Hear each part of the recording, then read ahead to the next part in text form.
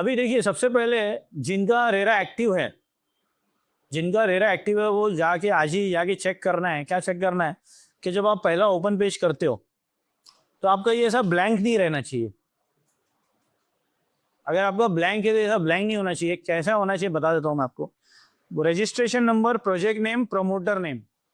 आप देखिए associated with registered project, जो भी डेवलपर के साथ आप काम कर रहे हो ना, उनका यहाँ पे दिखना चाहिए। मान लो अगर आज से आप लोग समरीन ग्रुप के लिए काम कर रहे हो, जो रेरा जो रजिस्टर्ड ऑलरेडी है, जिनका एक्टिव है, उनका यहाँ पे ना रिफ्लेक्ट होना चाहिए कि आप समरीन ग्रुप के लिए काम कर रहे हो। तो यहाँ पे रजिस्ट्रेशन नंबर, जो प्रोजेक्ट पे काम कर रहे हो, ये प्रोजेक्ट का नाम आ जाएगा और यहाँ पे प्रमोटर का नाम आएगा।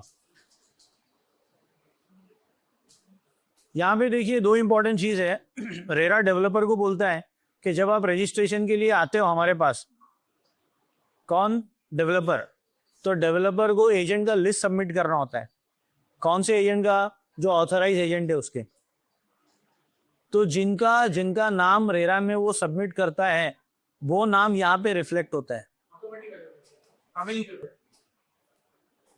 तो मतलब आपका नाम रिफ्लेक्ट हो रहा है या आपका प्रोजेक्ट यहाँ पे दिख रहा है, मतलब आपका नाम गया है रेरा में और आप ऑथराइज एजेंट हो।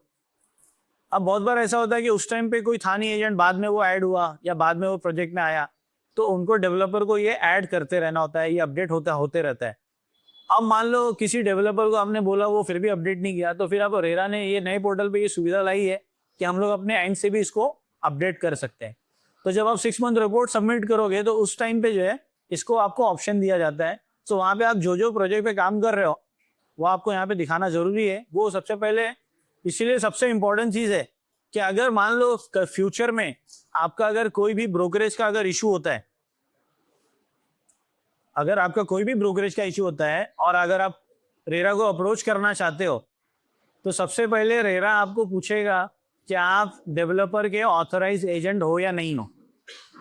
तो जब आप बोलोगे मैं ऑथराइज एजेंट हूं, तो आपके बोलने से नहीं माना जाएगा। यहाँ पे देखेगा कि रिफ्लेक्ट हो रहा है कि नहीं। आपके पेज पे डेवलपर का नाम रिफ्लेक्ट होना चाहिए और डेवलपर के पेज पे आपका नाम रिफ्लेक्ट होना चाहिए। अगर आपका वहां पे रजिस्ट्रेशन हुआ है ना, तो एक दूसरे के पेज पे एक दूसरे का नाम रिफ्लेक्ट होता है।